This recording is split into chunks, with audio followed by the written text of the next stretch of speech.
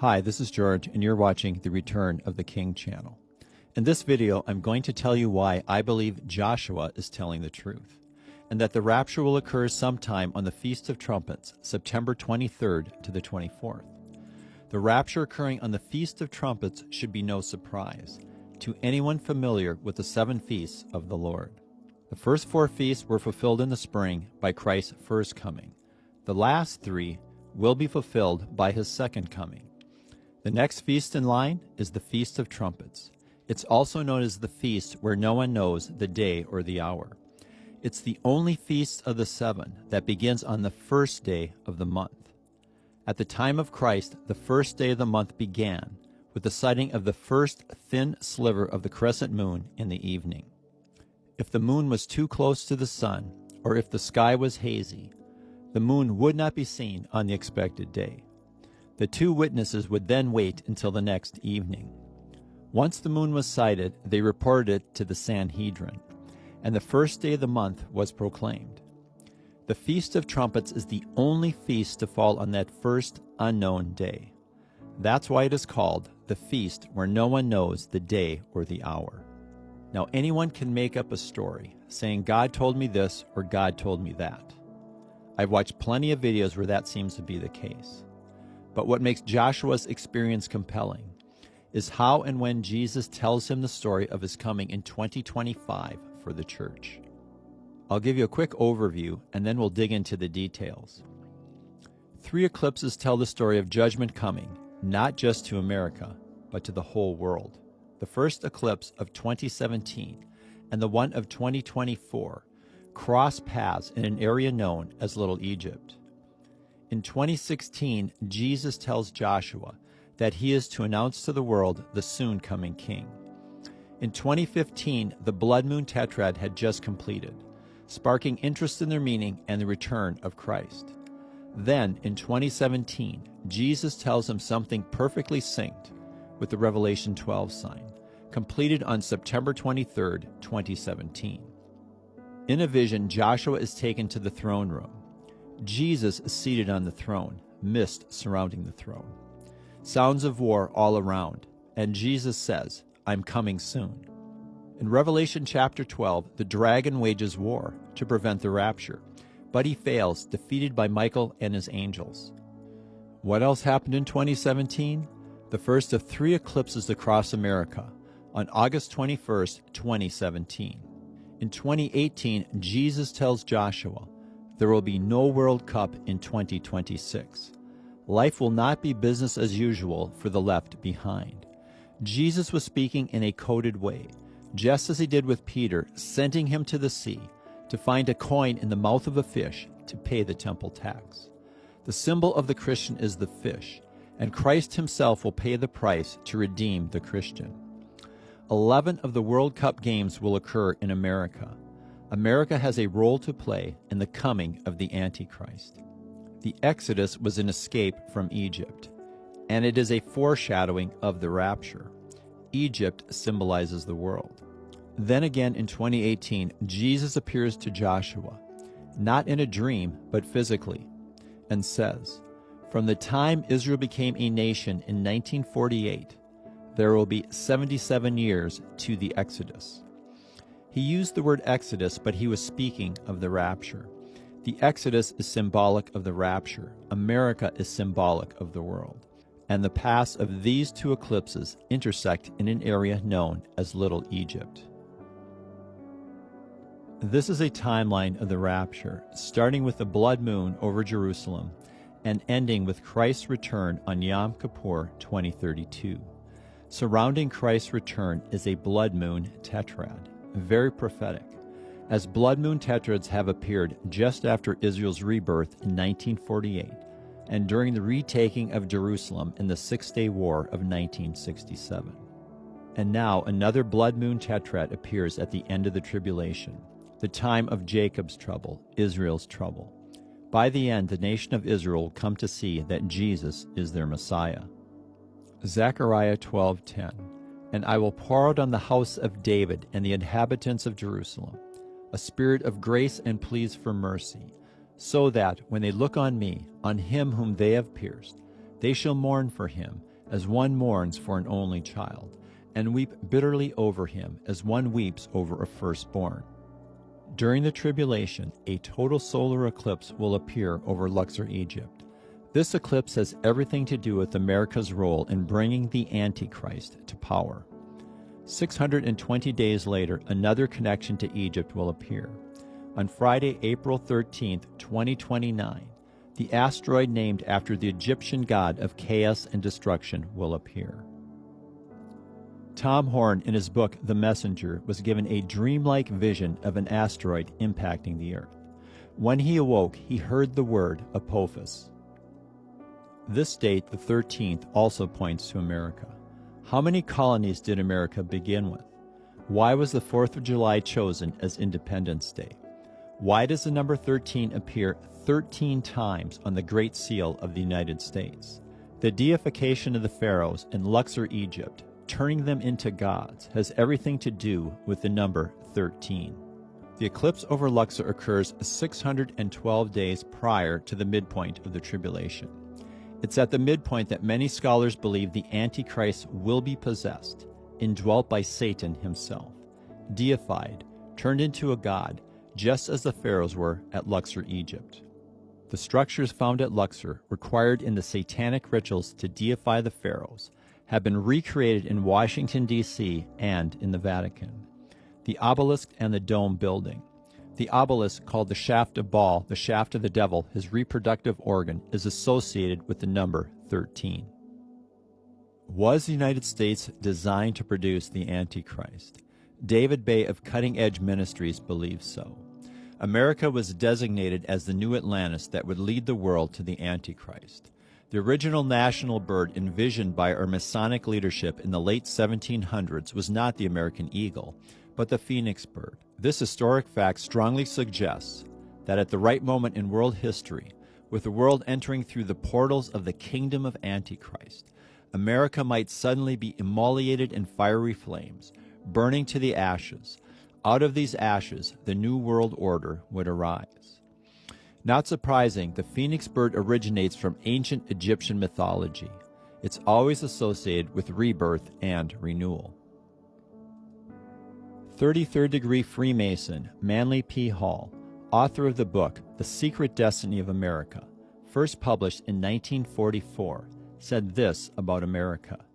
Not only were many of the founders of the United States government Masons, but they received aid from a secret and august body existing in Europe. This body helped them establish this country for a peculiar and particular purpose, known only to the initiated few.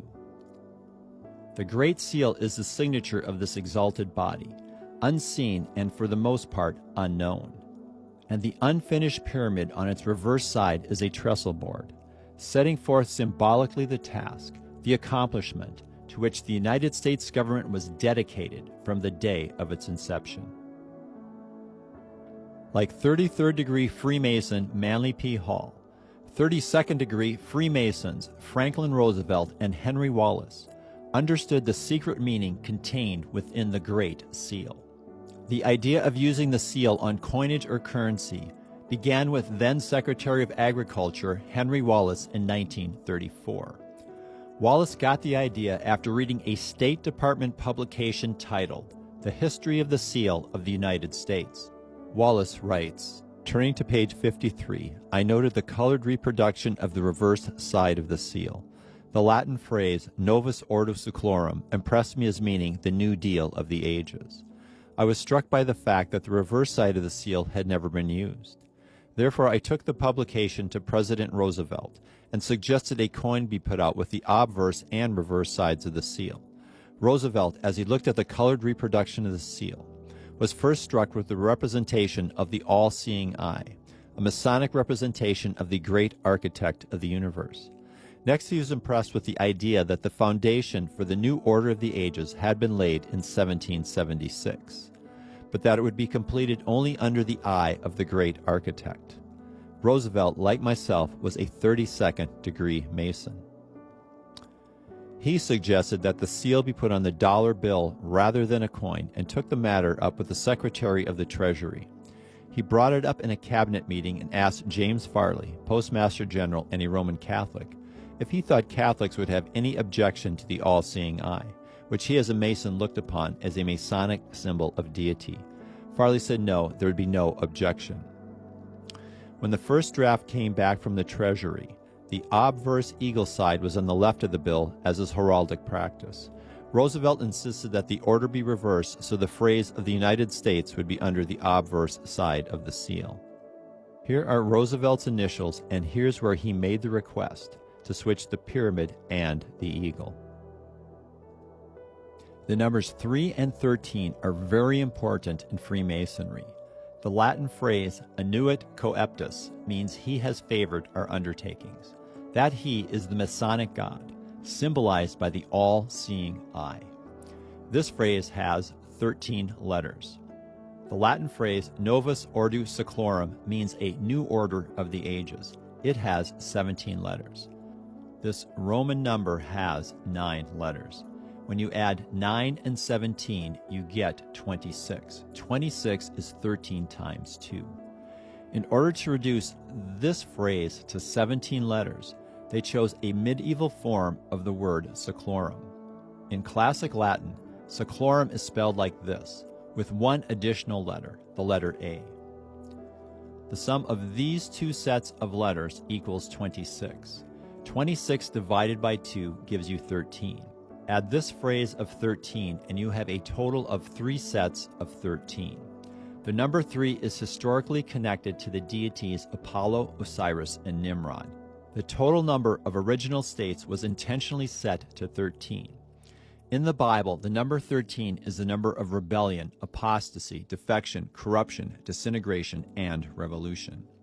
The asteroid Apophis, named after the Egyptian god of chaos and destruction, and most likely wormwood, the object from space that impacts the Earth near the middle of the tribulation, will strike the Earth on Friday the 13th, 2029. Why did the founders choose to celebrate Independence Day on July 4th? Because it's 13 days from the summer solstice. 13 is the number that represents the return or resurrection of Osiris, the one we call the Antichrist. The information I'm going to share with you on the number 13 comes from Freemason David Ovason and is found in the book Zenith 2016 by Tom Horn. Based purely on the Great Seal symbolism, the trinity these 3 sets of the number 13 denote is authoritatively identified as Osiris, Horus, and Isis, the pagan versions of Father, Son, and Holy Spirit, respectively. The use of the number 13 in this way also connects the Great Seal to the mythological and astrological significance of the legend of Osiris as the dying and rising god. It was evidently so important to maintain this talisman-like value, 13, that other phases of the design and layout of Washington, D.C. were coordinated accordingly, says Ovason. This includes the laying of the White House cornerstone on October 13, 1792 by Masons, and the 4th of July signing of the Declaration of Independence, 13 days after the summer solstice, so that the sun would be on Sirius. In Egyptian mythology, the sun represented Osiris, while the star Sirius symbolized Isis. And 13 was the number of pieces of Osiris that Isis was able to find after Seth, his evil brother, murdered and threw 14 pieces of him into the Nile. Isis searched the riverbank until she recovered every piece except for his genitals, which had been swallowed by a fish. She replaced the missing organ with an obelisk and magically impregnated herself with Horus. Therefore, in Masonic as well as in ancient Egyptian mythology, the number 13, used a total of 13 times on the Great Seal, counting front and back, is a number that represents the return or resurrection of Osiris, the one we call the Antichrist. Washington, D.C. is set up, just like Luxor, for a spiritual purpose. Luxor is where the deification of the pharaohs occurred. The city of Luxor was designed to incarnate the sun god Horus into Pharaoh. It involved an obelisk and a dome building. The Washington Monument is the tallest obelisk in the world, at the official height of 555 feet, 5 1/8 inches. In inches, that's 6,665.125. That height, like the use of the number 13, is deliberate.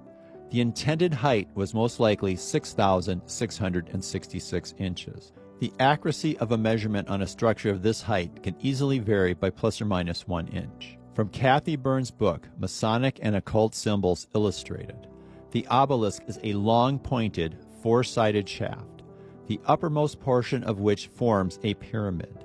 The word obelisk literally means ball's shaft, or ball's organ of reproduction. This should be especially shocking when we realize that we have a gigantic obelisk in our nation's capital known as the Washington Monument. Not only does Washington, D.C. have an obelisk, it also has a dome building, as does the Vatican. The Vatican is set up to empower the second beast, the false prophet, the Pope.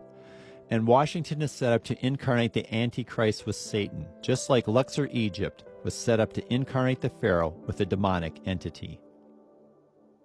On August 2, 2027, a total solar eclipse will appear over Luxor, Egypt. Luxor is centered in the band of totality. This eclipse will be one of the longest solar eclipses of the 20th and 21st centuries. At Luxor, it will last for 6 minutes and 22 seconds. The maximum duration of totality will be about 250 kilometers southeast of Luxor. It will be 1 second longer, 6 minutes and 23 seconds. The number 23 shows up once again. Everything that Jesus tells Joshua has a purpose, and that purpose is to give credibility to what Jesus is going to tell Joshua about his return. Jesus tells Joshua, on the 23rd and 24th of September 2025, I will come to take my church. He then tells Joshua, then after there will be a 7 years tribulation on earth on those left behind. And then he says, on the 15th of September 2032, I will return to earth as king. The dates that Jesus gives for his return are based on today's modern Jewish calendar. It no longer uses the sighting of the crescent moon, but is mathematically based. We know exactly what phase the moon is in without having to see it. On today's modern Jewish calendar, the Feast of Trumpets, Rosh Hashanah, begins at sunset on the 22nd and ends on sunset on the 24th. All of the festivities will occur on the days of September 23rd and 24th, the exact 2-day period of time given by Jesus. In 2032, Yom Kippur begins at sunset on September 14th and ends on sunset on September 15th. Jesus tells Joshua that he will return as king on the 15th of September. That's an exact match to today's modern Jewish calendar. The tribulation is known in the Old Testament as the time of Jacob's trouble, Israel's trouble, not the church's. God's desire is not to punish people, but to bring them to repentance and salvation. The rapture occurring on the Feast of Trumpets should get the attention of today's Jewish rabbis. Hopefully, the rapture will not be seen as punishment to Christians, but as a wake-up call as to who Jesus is, the Messiah. In conclusion, when you look at the timeline of the next 7 years, the timing of everything is perfect. The year of Jubilee begins on October 3rd. The tribulation will then begin with the enforcement of the covenant several weeks later around October 23rd. The theme of the Jubilee is return and restoration. It's also about God's vengeance. Christ is going to begin to take his kingdom back from the ruler of this world, Satan. At the same time, he will pour out his wrath on all those who have aligned themselves with the dragon. By the end of the tribulation, Israel will come to recognize Jesus as their Messiah, fulfilling Zechariah 12:10. And I will pour out on the house of David and the inhabitants of Jerusalem a spirit of grace and supplication. They will look on me, the one they have pierced, and they will mourn for him as one mourns for an only child, and grieve bitterly for him as one grieves for a firstborn son. We're going home soon, church. Thanks for watching. Take me home, it's time to go home. Trumpets sound.